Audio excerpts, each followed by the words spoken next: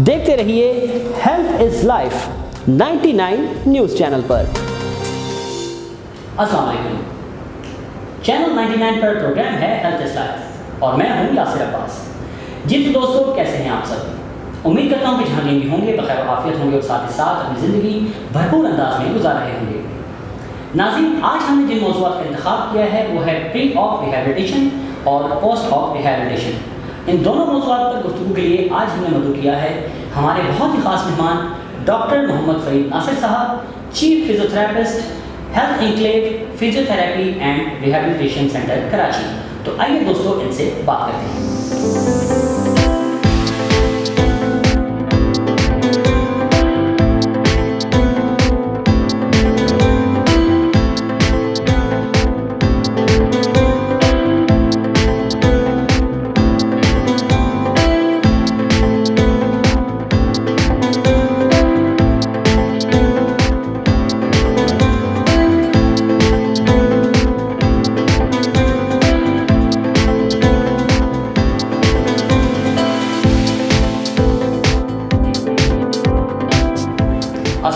वालेकुम सलाम। डॉक्टर साहब कैसे हैं आप? अल्लाह का शुक्र है, आप बताएं खैरियत से? अल्हम्दुलिल्लाह। डॉक्टर साहब, सबसे पहले तो आपका बहुत बहुत शुक्रिया कि आपने अपनी मसरूफियत में से वक्त निकाला और हमारे प्रोग्राम में तशरीफ़ लाए। जी नहीं, शुक्रिया आपका, आपने मुझे मदहू किया अपने प्रोग्राम में।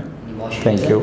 अच्छा डॉक्टर साहब, आपसे पूछना चाहेंगे कि प्री ऑप रिहैबिलिटेशन के हवाले से जी आप हमारे नाज़रीन को सबसे पहले ये बताइए कि प्री ऑप रिहैबिलिटेशन है क्या? बेसिकली देखें, प्री ऑप रिहैबिलिटेशन में हम कहते हैं कि जो पेशेंट कोई सर्जरी का डिसाइड कर रहा होता है, ख़ास तौर पे ऑर्थोपेडिक सर्जरी का, जैसे अगर वो हिप रिप्लेसमेंट कराने जा रहा है या शोल्डर रिप्लेसमेंट कराने जा रहा है या नी रिप्लेसमेंट कराने जा रहा है, तो उसको फिज़ियोथेरेपी की पहले से नीड होती है, सर्जरी से पहले से, ताकि वो सर्जरी से पहले जब अगर फिज़ियोथेरेपी हुई होगी तो उसके मसल्स की स्ट्रेंथ अच्छी हो जाएगी, वो एक्सरसाइज अच्छे से सीख लेगा। क्योंकि जब उसको सर्जरी नहीं हुई, इसका मतलब है इंसीजन नहीं है, बहुत ज़्यादा तकलीफ़ नहीं है, तो उस वक्त उसको एक्सरसाइजेस समझने में बहुत आसानी होगी और वो एक्सरसाइजेस उसको सर्जरी के बाद भी हेल्प करेंगी। तो बेसिकली जो प्री ऑप हम फिज़ियोथेरेपी कराते हैं उसमें हम पेशेंट को एक्सरसाइजेस टीच भी करते हैं, उसको पूरा प्रोसीजर भी बताते हैं कि सर्जरी उसकी होगी क्या, उसके बाद उसके साथ क्या क्या चीज़ें वो एक्सपेक्ट करे होंगी, और फिर उसके बाद सर्जरी के उसने कौन कौन सी एक्सरसाइजेस करनी होंगी या क्या चीज़ें उसको हेल्प करेंगी। तो ये बेसिकली प्री ऑप रिहैबिलिटेशन है, यानी हम उस जो है वो पेशेंट को रेडी करते हैं फॉर सर्जरी, यानी उसके मसल्स की स्ट्रेंथ अच्छी हो जाए, उसकी रेंजेस अच्छी हो जाए और सबसे बड़ी चीज़ कि उसकी प्रॉपर काउंसलिंग हो जाए, ताकि वो सर्जरी के बाद किसी चीज़ में हेजिटेंट ना हो या उसको प्रॉब्लम ना आए। ठीक। अच्छा डॉक्टर साहब, बिलखुसूस अगर देखा जाए तो नी के हवाले से सर्जन्स भी, इवन पेशेंट्स भी बहुत ज़्यादा परेशान नज़र आते हैं कि जी अगर नी के मुतालिक अगर देखा जाए कि अगर स्ट्रेट है तो बेंड कैसे हो, और अगर ऑलरेडी अगर बेंडेड पोजीशन में है तो स्ट्रेट कैसे हो। तो आप ऐसे पेशेंट्स को कैसे देखते हैं? जी बिल्कुल ऐसा होता है। देखें, दो चीज़ें हैं। जो आप नी की बात कर रहे हैं तो मोस्टली जब नी में आर्थराइटिस होता है तो पेशेंट के लिए स्लाइटली बैंड रखना ज़्यादा कंफर्टेबल पोजीशन होती है, और जब वो कुछ अरसे तक रखता है इस पोजीशन में तो उसके जो पीछे मसल्स हैं वो टाइट हो जाते हैं और वो बेंडिंग पोजीशन में ही रहती है टांग। तो सर्जन तो सर्जरी के दौरान में कोशिश करता है कि उसको रिलीज़ करे या कॉन्ट्रैक्चर को ख़त्म करने की कोशिश करे, लेकिन उसके बावजूद वो कम्प्लीटली नहीं हो पाता है ख़त्म। 5 डिग्री या 10 डिग्री का फोर्स से रहता है अगर, तो फिर वो सर्जरी के बाद फिज़ियोथेरेपिस्ट को उस पर फोकस करना होता है कि अगर लेग बिल्कुल स्ट्रेट है, बेंड नहीं हो रहा, तो इट मीन्स कि क्वाड्रिसेप मसल टाइट है, तो वो उसको रिलैक्स कराने की एक्सरसाइजेज, उसकी स्ट्रेचिंग की एक्सरसाइजेज कराता है। और इसी तरह अगर हैमस्ट्रिंग टाइट है और स्लाइटली बेंड है लेग, तो फिर उसने उसकी हैमस्ट्रिंग की स्ट्रेचिंग करानी होती है, और वो स्ट्रेचिंग या एक्सरसाइजेज ऐसी होनी चाहिए कि जो पेशेंट को आधा पौना घंटा 1 घंटा तकलीफ़ रहे, ना कि उसको 12 घंटे या 24 घंटे तक उसका दर्द रहे। यानी तो आप ये कहना चाह रहे हैं सर कि इसमें हम फिजियोथेरेपिस्ट के लिए भी एक सबक है कि एटलीस्ट जो स्ट्रेचिंग्स करें तो वो इतनी हद में रह कर के करें कि पेन बहुत ज़्यादा। जी जी जी जी बिल्कुल। पेन एक तो ये कि देखें टॉलरेबल रहे पेन, और दूसरी चीज़ ये है कि वो पेन आधा 1 घंटे का होना चाहिए। ऐसा ना हो कि आपने उसको शाम में एक्सरसाइज कराई और वो पूरी रात भी दर्द रहा और सो ही नहीं सका, तो जब वो आराम नहीं करेगा तो नेक्स्ट डे वो एक्सरसाइज कर ही नहीं पाएगा। तो आपने पेन फ्री रेंज तो मैं नहीं कहूँगा, क्योंकि अगर पेन नहीं होगा तो इम्प्रूवमेंट नहीं आएगी। रेंजेस जब भी इम्प्रूव होती हैं जब थोड़ा बहुत पेन होता है। जैसे हमें नी की बेंडिंग करानी है तो उसके लिए सबसे अच्छा होता है कि आप हाई चेयर पे बिठाएं और ग्रेविटी असिस्टेड मूवमेंट कराएं। जिस तरह हम पैर को पेंडुलर मूवमेंट करते हैं उससे फ़र्क पड़ता है। क्रॉस लेग करके दूसरे लेग से वो प्रेशर दे खुद से, वो हेल्प करता है।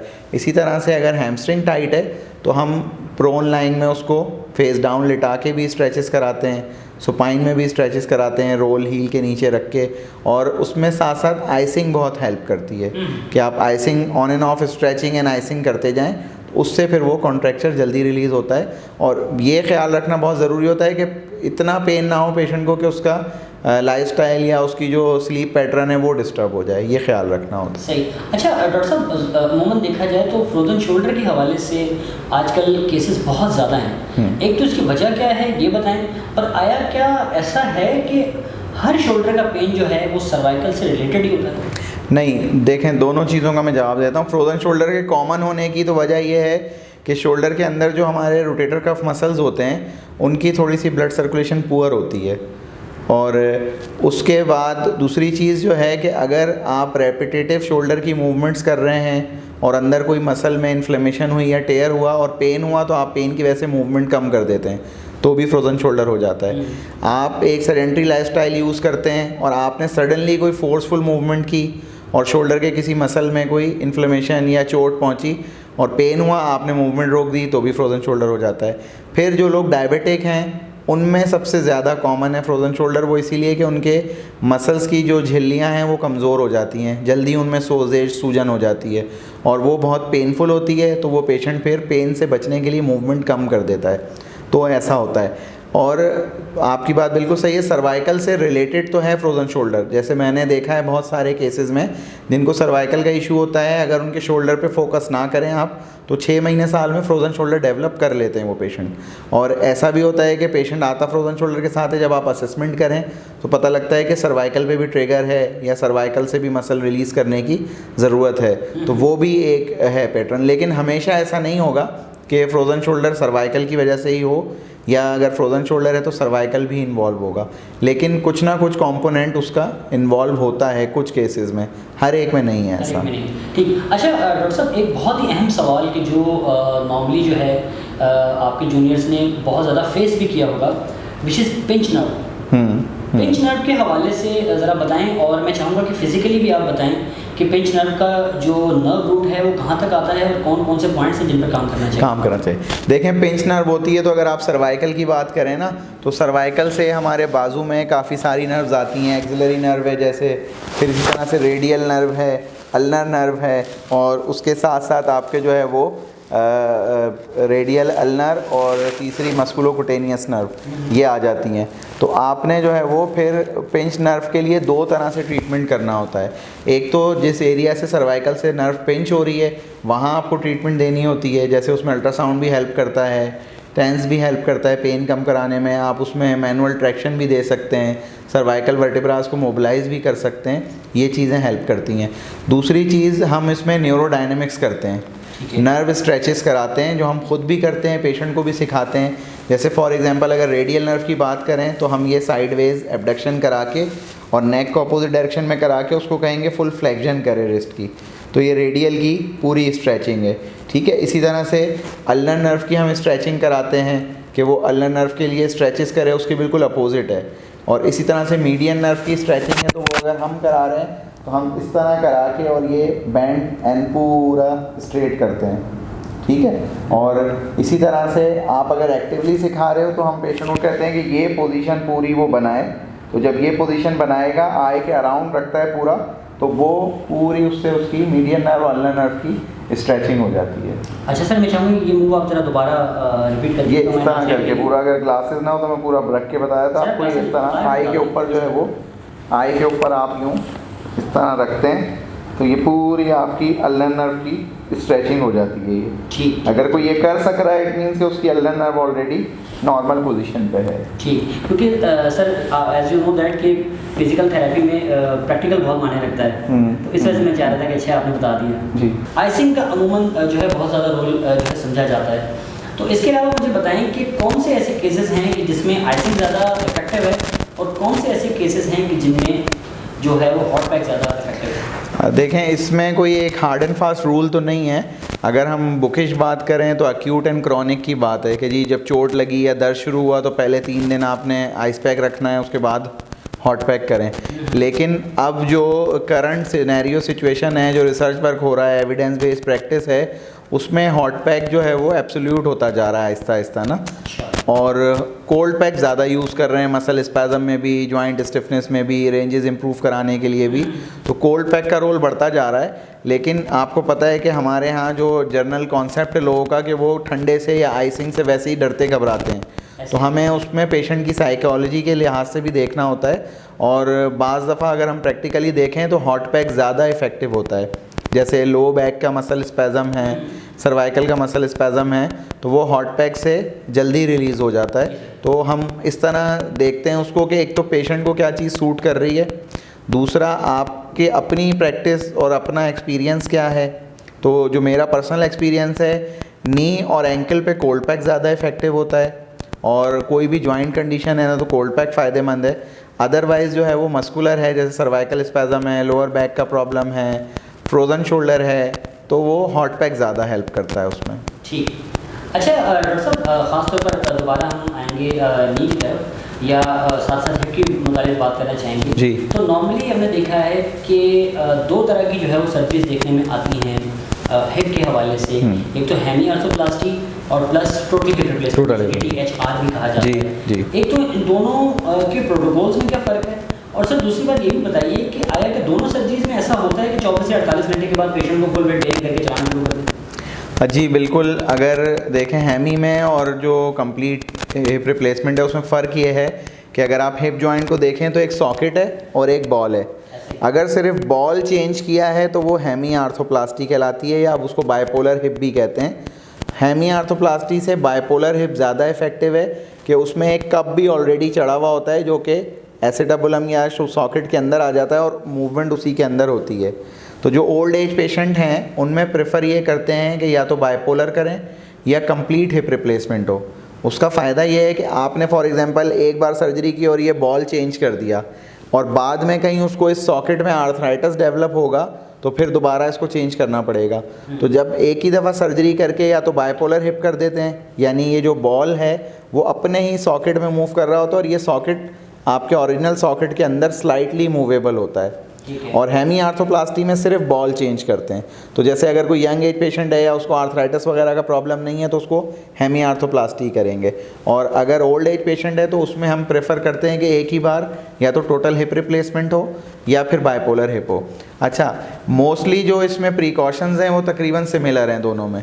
अगर हिप रिप्लेसमेंट होता है तो आपको जो है वो क्रॉस लेग करना मना होता है, एडक्शन करना मना होता है, यानी एक पैर को दूसरे के क्रॉस नहीं करना, ऊपर नहीं ले जाना, और इसी तरह से नी को आपने बैठे हुए या लेटे हुए हिप से ऊपर नहीं लाना होता। इन 2 पोजीशंस में डर ये होता है कि ये बॉल डिसलोकेट ना कर जाए, तो इसलिए आपको जो है वो ये 2 प्रिकॉशन हेमी आर्थोप्लास्टी में भी फॉलो करनी होती हैं, टोटल हिप में भी। तो प्रिकॉशंस तो सेम है। फिर जो आप बात कर रहे हैं खड़ा करना चलाने का, तो वो टोटल हिप रिप्लेसमेंट अगर सिमेटेड हुआ है यानी उसमें बॉन्ड यूज़ करके फिक्स किया है तो स्ट्रेट अवे 24 घंटे के बाद फुल वेट बेयरिंग पे स्टैंडिंग एंड वॉकिंग शुरू करा देते हैं। और हेमी आर्थोप्लास्टी में भी यही होता है, स्टैंडर्ड प्रोटोकॉल तो यही है। अगर सिमेटलेस हिप है तो सिमेटलेस हिप का मतलब है सिर्फ स्क्रू से फिक्स किया है, उसमें बॉन्ड यूज़ नहीं किया। ऐसा हिप रिप्लेसमेंट अमूमन यंग पेशेंट्स में करते हैं, और वो इसलिए कि उनकी ज़ाहिर एज जो है वो ज़्यादा है होनी है या लाइफ स्पैन काफ़ी बाकी है, तो वो कभी कोई प्रॉब्लम हुई और निकालना पड़ा तो सिमेटेड को निकालने में मुश्किल होती है, सिमेटलेस इजीली निकल जाता है। तो जब सिमेटलेस होता है तो शुरू में वेट बेयरिंग 30% 40% से शुरू करते हैं और फिर फुल वेट बेयरिंग पे जाते हैं, लेकिन कराते उसमें भी 24 आवर्स के बाद ही हम स्टैंडिंग और वॉकिंग शुरू करा देते हैं। ठीक। अच्छा डॉक्टर साहब, इसी गुफ्तगू को दोबारा आगाज़ करेंगे। नाज़रीन, यहाँ पर लेते हैं एक छोटा सा वक्फा, तो कहीं मत जाइएगा, हमारे साथ रहिएगा।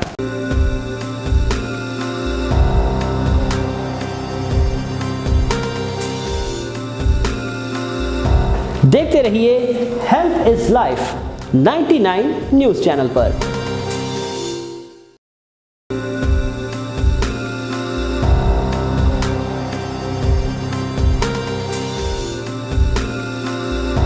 देखते रहिए health is life 99 news channel पर।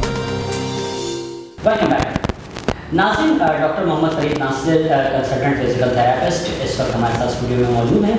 अच्छा डॉक्टर साहब, आपसे ये पूछना चाहेंगे कि पोस्ट ऑफ रिहेबिलिटेशन के हवाले से बात की जाए तो अब जैसे DHR के मुताबिक हमने बात कर ली टोटल रिप्लेसमेंट के मुताबिक, इसी तरह से जब TKR होता है यानी टोटल नी रिप्लेसमेंट होता है तो उसे थेरेपिस्ट जो है वो किस तरह से देखता है और अराउंड कितने दिन लग जाते हैं उसे मुकम्मल तौर पर मोबिलाइज करें?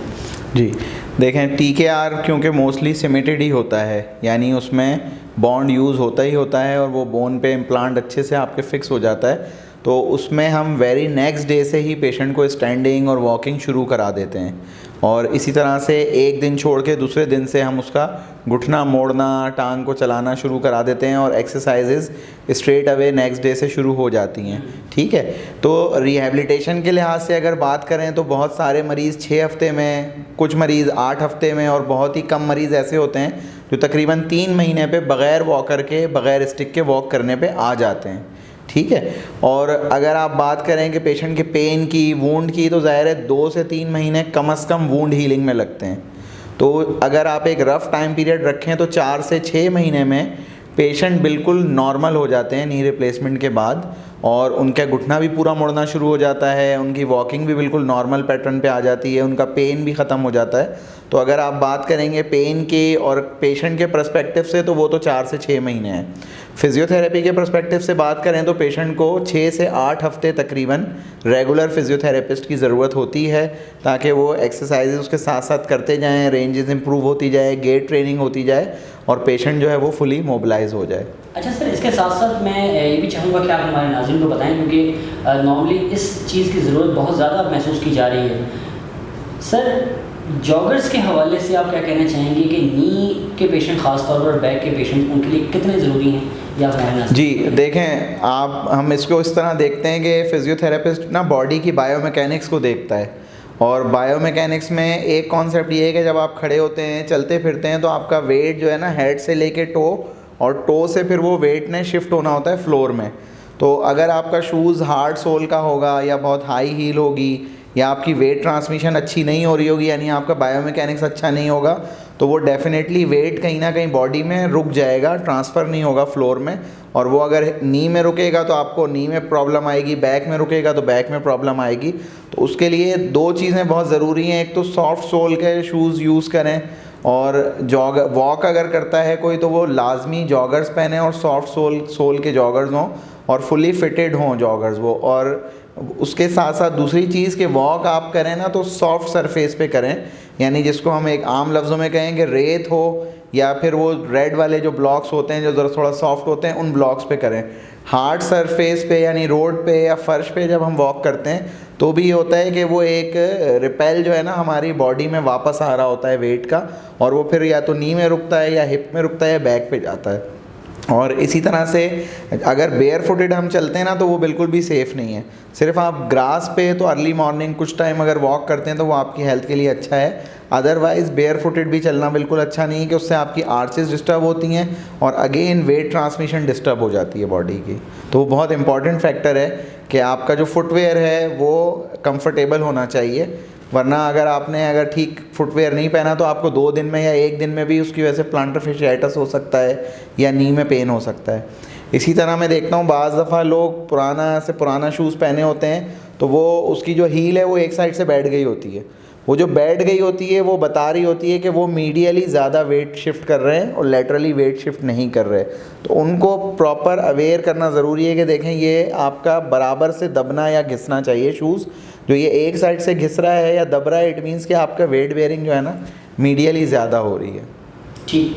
अच्छा डॉक्टर साहब, ये भी आपसे पूछना चाहेंगे कि शोल्डर आर्थोप्लास्टी के हवाले से अगर बात की जाए, अव्वल तो आपने खुद देखा होगा कि इस तरह के केसेस कम ही किए जाते हैं, पूरा का पूरा शोल्डर इवन रिप्लेस भी किया जाए। जी। तो अगर ऐसा कोई केस आता है तो एक तो इसकी रिहैबिलिटेशन का प्रोसेस तकरीबन कितना लग जाता है जी। और दूसरा ये है कि एक फिजियोथेरेपिस्ट को क्या चाहिए कि वो रेंज को ग्रेजुअली किस तरह से खोले। जी देखें, उस बिल्कुल सही कहा, शोल्डर रिप्लेसमेंट बहुत कम होते हैं। मैंने 15 साल में 4 केसेस देखे हैं शोल्डर रिप्लेसमेंट के, और आई थिंक के बहुत कम लोग होंगे जिन्होंने 4 भी देखे होंगे। और इसका बहुत एक स्पेसिफिक एक्सटेंसिव जो है रिहेबिलिटेशन प्रोटोकॉल होता है। जैसे हिप में प्रिकॉशंस हैं, इसमें भी प्रिकॉशंस हैं। यानी शुरू में रोटेशंस वाली मूवमेंट नहीं कराते आप, शुरू में जो है वो आप एडक्शन नहीं कराते। अगेन वही कि उसमें डिसलोकेट होने का डर होता है ह्यूमरल हेड का, ठीक है। फिर जो इसकी रेंजेस का है उसमें ये होता है कि पहले 3 हफ्ते आप सिर्फ पैसिव एक्सरसाइजेस कराते हैं। जैसे पेंडुलर एक्सरसाइज कराते हैं, आप पैसिवली फ्लेक्शन कराते हैं up to 40-45 degree, passive abduction कराते हैं अप टू 40-45 डिग्री, और फिर वो 3 से 6 हफ्ते में ग्रेजुअली पैसिव रेंजेस बढ़ाते जाते हैं।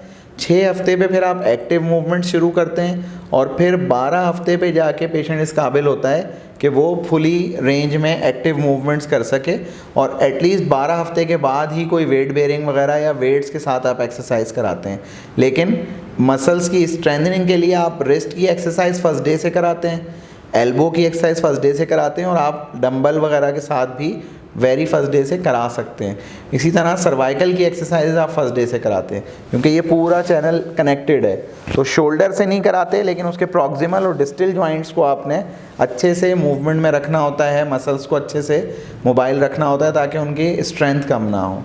तो और बाकी ये कि बहुत उसको एक्सटेंसिव प्रोटोकॉल को देखते हुए चलना होता है कि पेन भी मैनेज रहे, डिसलोकेशन भी ना हो, कोई मसल भी टेयर ना हो, इन सब चीज़ों को देखते हुए करना होता है। तो ऐसे पेशेंट को कम से कम 6 महीने लगते हैं रिकवर होने में। लेकिन बहुत ही सक्सेस रेट इसका बहुत अच्छा है कि बाद में जो पेन वगैरह होता है पेशेंट को, आर्थराइटिस का, जो प्रॉब्लम की वजह से भी उसने कराया है शोल्डर रिप्लेस, वो कम्प्लीटली चला जाता है, अल्लाह का शुक्र है। ठीक। अच्छा डॉक्टर साहब, स्पोर्ट्स सर्जरीज के हवाले से अगर बात की जाए, खासतौर पर जैसे आपकी मैनिसेक्टोमी है या फिर ACL रिकन्स्ट्रक्शन है या PCL रिकन्स्ट्रक्शन है जी, तो इनके प्रोटोकॉल्स को कैसे देखा जाता है? इसमें देखें, इसमें एक तो ये है कि डिफरेंट सर्जन्स के डिफरेंट प्रोटोकॉल है। लेकिन अगर मैनिसेक्टमी हुई है तो मेनिस्कस अगर सिर्फ निकाला है तो उसमें तो बहुत ज़्यादा कॉम्प्लिकेशंस नहीं होती। वो तो वेरी फर्स्ट डे से आप पार्शल या फुल वेट बेयरिंग पे चला देते हैं, नी के रेंजेस वगैरह सब करा रहे होते हैं, और 6 हफ्ते में पेशेंट नॉर्मल हो जाता है। जब आप बात करते हैं रिकन्स्ट्रक्शन की, ACL PCL की, तो PCL की तो रेयर होती है, लेकिन ACL मोस्ट कॉमन है। तो ACL रिकन्स्ट्रक्शन जब होती है तो उसमें पहले आपने 30% वेट डलवाना होता है, फिर उसको ग्रेजुअली आप 6 हफ्ते पे जाके 100% पे जाते हैं। फिर इसी तरह से उसमें बहुत रेंज ऑफ मोशन बहुत ख्याल से करानी होती है। यानी आप ग्रेविटी असिस्टेड जो है वो इतनी इफ़ेक्टिव नहीं होती, पैसिव तो आप बिल्कुल ही नहीं कराएंगे, ठीक है। तो उसमें जो है ना वो आप कराते हैं gravity eliminated range of motion exercise. यानी या तो साइड लाइन पे आप रेंज ऑफ मोशन कराएंगे, या आप सुपाइन में या सिटिंग में करा रहे हैं तो उसके पैर के नीचे कोई चीज़ ऐसी दे देंगे कि फ्रिक्शन ख़त्म हो जाए, और वो एक्सटेंसिव प्रोटोकॉल 6 हफ्ते तक फॉलो करना होता है।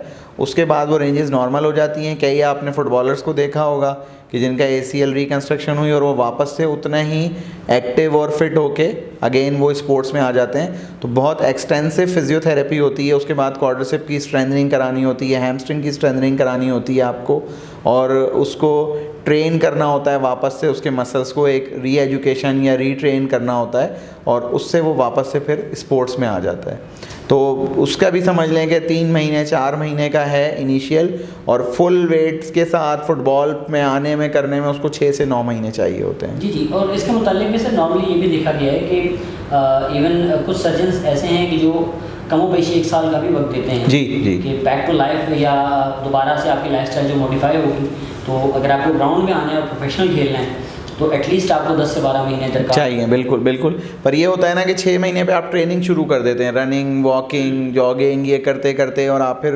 प्रैक्टिस मैचेस और ये सब, और फिर आप गेम में आते आते आपको वही 9 महीने या 12 महीने लग जाते हैं उसमें। अच्छा डॉक्टर साहब, एक बहुत अहम सवाल है जिसके मुतालिक मेरे ख्याल में थेरेपिस्ट भी इतना ज़्यादा नहीं जानते होंगे जी।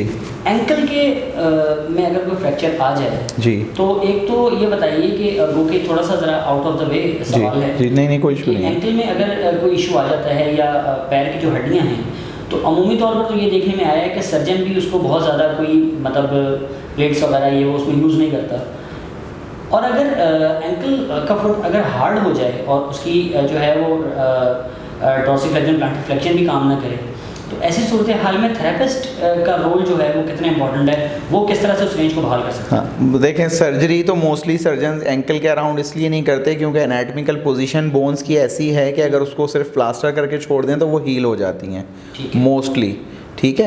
रेयर केसेस में सर्जरी होती है, लेकिन वो सर्जरी भी बहुत बाद में भी सक्सेसफुल नहीं होती या कुछ ना कुछ पेन रहता है, क्योंकि वहाँ समझ लें एक ब्रिज बन रहा है पूरा, उस ब्रिज को मेंटेन रखना बहुत ज़रूरी है। अगर वो डिस्टर्ब हो जाता है सर्जरी की वजह से भी तो पेशेंट को प्रॉब्लम होती है।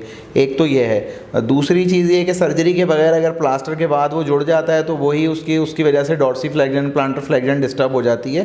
तो उसमें एक तो अगर मसल शॉर्ट हुए हैं तो मसल स्ट्रेचिंग करने की ज़रूरत होती है हमें, डॉर्सिफ्लेक्सर्स की प्लांटर फ्लेक्सर्स की स्ट्रेचिंग्स करें। और दूसरा एंकल जॉइंट को मोबिलाइज़ करना होता है, और उसकी मोबिलाइजेशन ज़रा दूसरे जॉइंट्स के मुकाबले में टफ़ है कि आपको उसको ट्रैक भी करना होता है और फिर एंटीरियर पोस्टीरियर मोबिलाइज़ करना होता है या साइड टू साइड मोबिलाइज़ करना होता है। तो ये तो अगर स्पेसिफिकली आप फुट के उस पे बात करें ना कि अगर वहाँ कहीं बोन पे फ्रैक्चर है, अगर आप कहते हैं कि एंकल स्प्रेन हुआ और उसके साथ फ्रैक्चर हुआ तो वो डिस्टल टिबिया या डिस्टल फिब्यूला का फ्रैक्चर है, तो वो बाज़ दफ़ा सर्जन्स स्क्रूज़ के साथ फिक्स करते हैं उसको, अगर लिगामेंट भी उसमें गया है। तो उस तरह के पेशेंट में तो नॉर्मली फिजियोथेरेपी और बाद में एक्सरसाइज वगैरह से इम्प्रूव हो जाता है। हाँ, एक चीज़ मैं क्लियर कर दूं कि एंकल पे अगर स्क्रूज़ वगैरह या ये चीज़ फिक्स होती है प्लेटिंग, तो वो बोन हीलिंग के बाद निकालना ज़रूरी हो जाता है। तो 2 सर्जरीज़ होती हैं उसमें कि आपने एक दफ़ा सर्जरी की और उसको फिक्स किया, और जब वो हील हो गई बोन तो तकरीबन साल के बाद दोबारा सर्जरी करके उस सबको निकालना होता है, वरना वो मूवमेंट पूरी नहीं हो पाती। ठीक। अच्छा डॉक्टर साहब, चूँकि हम इस वक्त प्रोग्राम के आखिरी हिस्से में हैं जी, तो मैं चाहूँगा कि कुछ सवाल जो आपकी ज़ाती ज़िंदगी से मुताल्लिक़ हैं उनको भी किया जाए। जी जी, ज़रूर ज़रूर। वो ये हैं कि डॉक्टर साहब, आपके करियर का कोई ऐसा यादगार वाक़या जो आज तक याद आता हो? करियर में देखें ऐसे तो बहुत सारी चीज़ें हैं, लेकिन जो मेरे लिए बहुत ही एक कह लें कि खुशनसीबी की बात थी कि एक मरतबा मैं जब साउथ सिटी हॉस्पिटल में होता था तो मुझे कॉल आई थी बिलावल हाउस में पेशेंट देखने के लिए।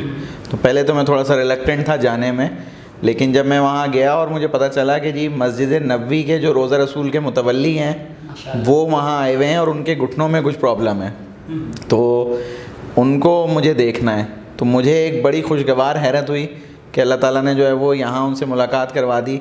और फिर ऐसा हुआ कि मैं उनको कोई जेल वगैरह प्रिस्क्राइब करना चाह रहा था, तो उन्होंने बैग खोला जेल दिखाने के लिए, तो वहाँ उनके बैग में ही पूरा जो रोज़ा रसूल पे इतर लगाया जाता है वो फैल गया था। तो उन्होंने वो ऐसे ही उठा के पूरा मेरी शर्ट वगैरह पे लगा दिया। तो मुझे बहुत उससे मतलब वो टची मूवमेंट थे मेरे लिए कि मैं इमोशनली बहुत वो भी हुआ उससे कि अल्लाह ताला ने इस काबिल समझा कि वहाँ से रोज़ा रसूल का इतर जो है वो यहीं बैठे बिठाए मुझे, जो मैं सोच भी नहीं रहा था या दिमाग में भी नहीं था, और वो अल्लाह ताला ने वहाँ पे जो है वो लगवा दिया। तो वो मुझे कभी भी नहीं भूलता है। और फिर ऐसे ही बाज़ पेशेंट्स होते हैं कि जो रिकवर करते हैं या जो ख़ास तौर पे यंग है या कोई बच्चा है, तो इस तरह के जब पेशेंट खड़े हो जाएं या चलना शुरू कर दें तो वो बहुत आपको याद रहता है। जैसे मैं इस वक्त भी 2 इस तरह के बच्चों को देख रहा हूँ कि जो मेरे पास पहले व्हीलचेयर पे और बेड पे ही आते थे और आज वो माशाल्लाह से जो है वो चल रहे हैं वॉकर के साथ। तो वो देख के बहुत खुशी होती है, और ये ऐसी चीज़ें जो मुझे हमेशा याद रहेंगी कि लोगों की कहीं आपने कुछ इस तरह का काम किया या मदद की है। सही बात है। अच्छा डॉक्टर साहब, मैं चाहूँगा कि इसी के साथ साथ हमारे नाज़रीन से जब आप गए थे गालिबन उम्रा या हज के लिए, जी जी जी, तो तब का एक्सपीरियंस भी शेयर करेंगे, कैसा एक्सपीरियंस? वो तो देखें बहुत ज़बरदस्त एक्सपीरियंस है कि इंसान हर साल या हर महीने भी जाए तब भी उसका दिल नहीं भरता, चाहे वो उम्रे के लिए जाए चाहे हज के लिए। लेकिन हज के सफ़र की तो बहुत अलग ही बात है, यानी वो तो ऐसा सफ़र है कि अल्लाह ताला हर एक को एक तो नसीब करे वो, और वो एक इतना रूहानी स्पिरिचुअल पूरा सफ़र होता है कि आप उसमें सिर्फ इबादत करनी है अल्लाह ताला की, और ऐसा लगता है कि शायद अब हम वहाँ पहुँचे हैं कि जो मकसद हमारी ज़िंदगी का था, शायद इसीलिए हम दुनिया में आए थे और अब उस मकसद को पहुँचे हैं। और वो जो सब सिलसिला है वहाँ का मिना में क़याम करना या अपने एहराम में रहना है, और चाहे उसमें अमीर है गरीब है अरबी है अजमी है, सब एक जैसे कपड़ों में हैं और एक ही सबका लिबास है और एक ही सबके मुंह पे तस्बीह है। तो वो तो बहुत ही ज़्यादा है, और मैं कहता हूँ अल्लाह ताला सबको नसीब भी करे। और मैं बहुत फॉर्चुनेट हूँ कि मैं 2019 में गया और उसके बाद अभी 2020 में और 21 में तो ओवरसीज़ के लिए उन्होंने बंद ही किया हुआ है। तो अल्लाह ताला जल्द से जल्द इसको वापस से शुरू करवाए सबके लिए। अच्छा डॉक्टर साहब, मैं चाहूँगा कि आज आप ये भी बताइए कि अपने असातिज़ा के मुतालिक क्या कहना चाहेंगे? असातिज़ा देखें, यही तो सबसे बड़ी चीज़ होती है कि अगर आपको अच्छे टीचर मिल जाते हैं तो ही आपका कैरियर अच्छा बनता है। यानी मैं आज जो कुछ भी हूँ, मेरे माँ बाप की दुआओं के बाद, उनकी मेहनत के बाद सबसे ज़्यादा रोल मेरे असातिज़ा का है। और मैं कभी भी भूलता भी नहीं हूँ, मैं एक्नॉलेज करता हूँ। ख़ास तौर पे मैंने जिन लोगों से स्कूल में पढ़ा या कॉलेज में पढ़ा या ग्रेजुएशन लेवल पे तालीम हासिल की, तो मैं उन सब की अब तक बहुत रिस्पेक्ट भी करता हूँ, कनेक्टेड भी हूँ। और अक्सर असातिज़ा मुझे अपना दोस्त या छोटा भाई कहते हैं, जो मेरे लिए बड़ा एक कॉम्प्लीमेंट है। और उनमें अगर मैं नाम लेना चाहूँ तो लियाकत नेशनल में सर अली हैं, सर तनवीर होते थे जो अमेरिका चले गए, सर हुमायूं होते जो कराची यूनिवर्सिटी में पढ़ा रहे हैं। उन लोगों ने बहुत काम सिखाया, सपोर्ट की। और फिर जब मैं मास्टर्स कर रहा था तो जिना में रियाज़ बेग साहब ने बहुत सपोर्ट की, और रियाज़ बेग चुताई साहब ने, उन्होंने बहुत सपोर्ट की। और वो समझ लें हमारी फील्ड का एक फ़ादर फिगर हैं वो, कि वो हर एक को सपोर्ट करते हैं। कोई नहीं कि एक को करेंगे दूसरे को नहीं, हर एक को सपोर्ट करते हैं। उन्होंने बहुत सपोर्ट भी की और वो अब तक बहुत जो है वो मोहब्बत से, अपनाइयत से मिलते हैं। तो मैं इन लोगों को हमेशा एक तो याद भी रखता हूँ और इन लोगों का मैं थैंकफुल भी हूँ कि इन्हीं की मेहनत का सिला है कि मैं माशाल्लाह से अपने करियर में जो है वो कामयाब हूँ, अल्लाह का शुक्र है। सही है। और सर एक बात आपकी बात को आगे बढ़ाऊंगा कि जो डॉक्टर अली की आप बात करें लियाकत नेशनल वाले, उनका पूरा नाम डॉक्टर अली आगा है? नहीं, doctor Mohammad Ali. Doctor Mohammad Ali physiotherapist हैं। एक तो वो भी है ना सर कि जो ऑर्थोपेडिक डिपार्टमेंट के इंचार्ज भी हैं? नहीं, वो डिफरेंट होंगे कोई। अच्छा, वो डिफरेंट होंगे। ठीक। लेकिन सर मैं चाहूँगा, क्योंकि जाहिर सी बात है कि वो मेरे भी आप समझ लें कि डॉक्टर फैसल यामीन साहब के वो उस्ताद हैं जी। तो आप यकीनन उनको भी जानते होंगे, डॉक्टर फैसल यामीन। जी जी, मैं जानता हूँ, बिल्कुल मेरे कलीग रहे हैं वो। मेरे दादा उस्ताद हैं बेसिकली। वो एक तो मेरे टीचर हैं जो कि इस वक्त जिना हॉस्पिटल में as a consultant physical therapist हैं, डॉक्टर सुमैया अफजाल। जी जी बिल्कुल, मेरे साथ मास्टर्स में थी वो। जी जी, तो मैं बड़ा उन्हें आज भी याद करता हूँ। और साथ ही साथ ये है कि सर मैं ये चाहूँगा, जो मैं बात आपसे कहना चाहता हूँ वो ये कि सर आप कैमरा के सामने मैं चाहूँगा डॉक्टर रियाज़ बेग चौताई साहब से एक अपील कर दें कि आपका बच्चा आपको बहुत याद कर रहा है, तो उसके शो में आप जरूर आना। हाँ, अस्सलाम वालेकुम सर। रियाज़ बेग साहब, ये यासिर अब्बास आपको जो है ना शिद्दत से याद कर रहे हैं, तो आप प्लीज़ कभी टाइम निकालें, मौका दें, इनके शो में ज़रूर आएँ एक बार। बहुत ही अच्छा शो है और बहुत ही कंफर्टेबल इन्वायरमेंट है और आपको मज़ा भी आएगा। और मैं तो चाहूँगा कि फ़िज़ियोथेरेपी से रिलेटेड आप प्रोग्राम करें ताकि अवेयरनेस और ज़्यादा हो, क्योंकि लोग आपकी बात सुनते भी हैं, समझते भी हैं, मानते भी हैं। थैंक यू, बहुत बहुत शुक्रिया सर। और अच्छा सर, साथ ही साथ आपसे ये पूछना चाहेंगे कि इसी शोबे का इंतखाब क्यों किया सर? देखें, एक तो बचपन से एक होता है ना, हर फैमिली का भी शौक़ होता है, बच्चे का ख़ुद भी शौक़ होता है। हमारे पाकिस्तान में एक जर्नली रहा है कि जी बच्चा बड़ा होकर डॉक्टर बनेगा, इंजीनियर बनेगा, डॉक्टर बनेगा या इंजीनियर बनेगा। एक तो ये है बात बैकग्राउंड में, और दूसरा मेरे फादर हमेशा से चाहते थे कि मेडिकल की फ़ील्ड में मैं आऊँ। और आपको पता है कि एक टाइम आया था कि MBBS की वो वैल्यू या वर्थ नहीं रही थी, या बहुत ज़्यादा नंबर ऑफ़ डॉक्टर्स निकल रहे थे, तो सैचुरेशन नहीं थी। तो उस चीज़ को देखते हुए मैंने चूज़ किया कि ये फ़िज़ियोथेरेपी की फ़ील्ड ज़्यादा बेहतर है, कि आप जो है वो कम टाइम में ज़्यादा चीज़ें सीख लेते हैं, कर लेते हैं, और इसमें आपको काम करने में, पेशेंट के साथ अटैच रहने का बहुत मौका मिलता है। कोई उसमें ड्रॉबैक नहीं है डॉक्टर होने में, लेकिन देखें डॉक्टर के पास बहुत लिमिटेड टाइम होता है, तो वो पेशेंट को हफ्ते में 10 दिन में 20 दिन में देखता है, और वो भी 10 मिनट 5 मिनट या आधा घंटा। लेकिन फिजियोथेरेपिस्ट आप देखें तो वो डे टू डे उसके साथ अटैचमेंट रहती है, और उसमें जो भी प्रोग्रेस आती जा रही होती है, एक फिजियोथेरेपिस्ट को भी उससे खुशी होती है। तो एक जो कह लें कि ह्यूमैनिटी वाली बात भी आप कह सकते हैं, मेडिकल की फ़ील्ड की तरफ इंटरेस्ट था, ये भी कह सकते हैं, इसीलिए ये फ़ील्ड चूज़ की। ठीक। अच्छा डॉक्टर साहब, चूँकि ये बिल्कुल प्रोग्राम का आखिरी हिस्सा है, तो मैं चाहूँगा कि एक ख़ास पैगाम जो आप हमारे नाज़रीन को देना चाहें। देखिए, मैं क्योंकि हेल्थ सेक्टर से हूँ तो मैं यही पैगाम देना चाहूँगा कि अव्वल तो आप अपनी लाइफ के लिए, अपने लिए प्रिवेंशन सारी फॉलो करें जिससे आपकी हेल्थ बेहतर रहे। और अगर किसी को भी कोई हेल्थ से रिलेटेड प्रॉब्लम होती है तो जितना जल्दी वो उसको एड्रेस कर ले वो बहुत ज़रूरी है, क्योंकि हमारे यहाँ लोग लिंगर ऑन करते हैं और वो फिर चीज़ें पुरानी होके और फिर वो मुश्किल होती जाती हैं, और बाज़ दफ़ा इर्रिवर्सिबल हो जाती हैं।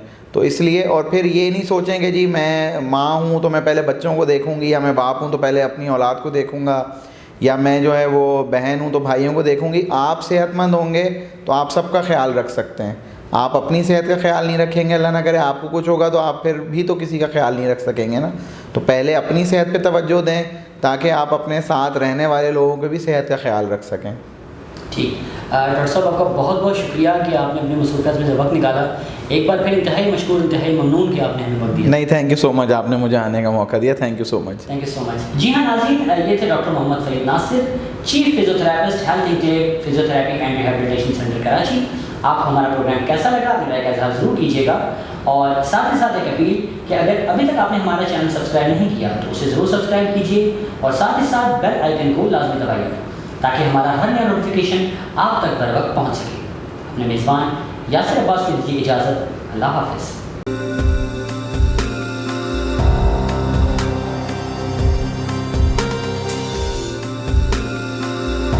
देखते रहिए health is life 99 news channel पर।